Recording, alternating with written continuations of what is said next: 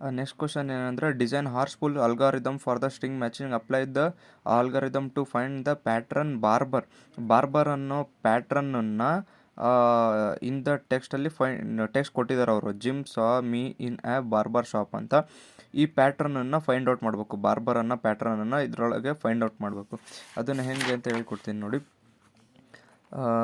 First text ಇದು ಕೊಟ್ಟಿರ್ತಾರೆ pattern, ಇದನ್ನು ಫೈಂಡ್ ಔಟ್ ಮಾಡಬೇಕು. ಸ್ವಲ್ಪ ದೂರ ಬರ್ಕೋಬೇಕು. ಜಿಮ್ ಸ್ವಾಮಿನೇ ಬಾರ್ಬರ್ ಶಾಪ್ ಅಂತ. ಫಸ್ಟ್ ಏನು ಬರ್ಕೊಂತೀರ, ಫಸ್ಟ್ ಬಾರ್ಬರ್ ಅಂತ ಬರ್ಕೊತೀರ, BARBER ಅಂತ ಬರ್ಕೊತೀವ. ಲಾಸ್ಟ್ ಲೆಟ್ರು ಮತ್ತು ಇದು ಮೇಲಿಂದ ಎಲ್ಲಿ ಅಟ್ಯಾಚ್ ಆಗಿರುತ್ತಲ್ಲ ನೋಡಿದ್ದು, ಇದು ಇದಕ್ಕೆ, ಇದು ಅಂಡರ್ಸ್ಕೋರ್ ಇದಕ್ಕೆ, ಎಸ್ ಇದಕ್ಕೆ, ಎ ಇದಕ್ಕೆ. ಇವೆರಡು ಆರು ಮತ್ತು ಎ ಮ್ಯಾಚಿಂಗ ಸೇಮ್ ಲೆಟರ ಅಲ್ಲ. ಆದರೆ ಆಗಲಿಲ್ಲ ಆದಾಗ ಅವಾಗ ಏನು ಮಾಡ್ತೀವಿ, ಇಲ್ಲಿ ಮೇಲಿರುತ್ತಲ್ಲ ಲೆಟ್ರು, ಅದು ಇದರಲ್ಲಿ ಎಷ್ಟು ದೂರ ಇದೆ ಅಂತ ನೋಡಬೇಕು. ಇಲ್ಲಿ ಎ ಇದೆನಾ, ಎ ಎಷ್ಟು ದೂರ ಇದೆ, 1 2 3 4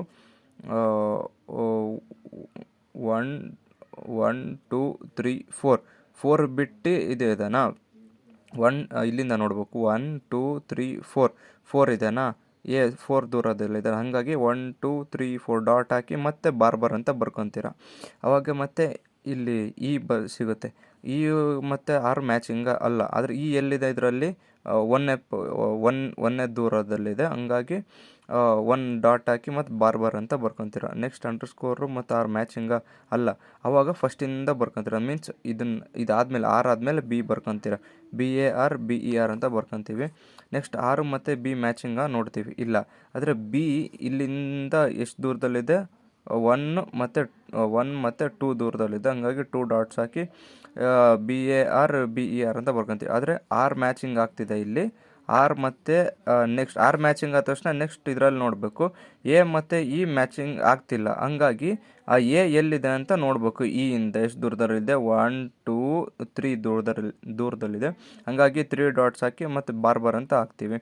ಅವಾಗ ಆರು ಮ್ಯಾಚಿಂಗ್ ಆಗ್ತಿದೆ. ನೆಕ್ಸ್ಟ್ ಇನ್ನೂ ಮ್ಯಾಚಿಂಗ್ ಆಗ್ತಿದೆ, ಬಿನೂ ಮ್ಯಾಚಿಂಗ್ ಆಗ್ತಿದೆ, ಆರ್ಗೆ ಆರು ಮ್ಯಾಚ್ ಆಗ್ತಿದೆ, ಎಗೆ ಎ ಮ್ಯಾಚ್ ಆಗ್ತಿದೆ, ಬಿಗೆ ಬಿ ಮ್ಯಾಚ್ ಆಗ್ತಿದೆ.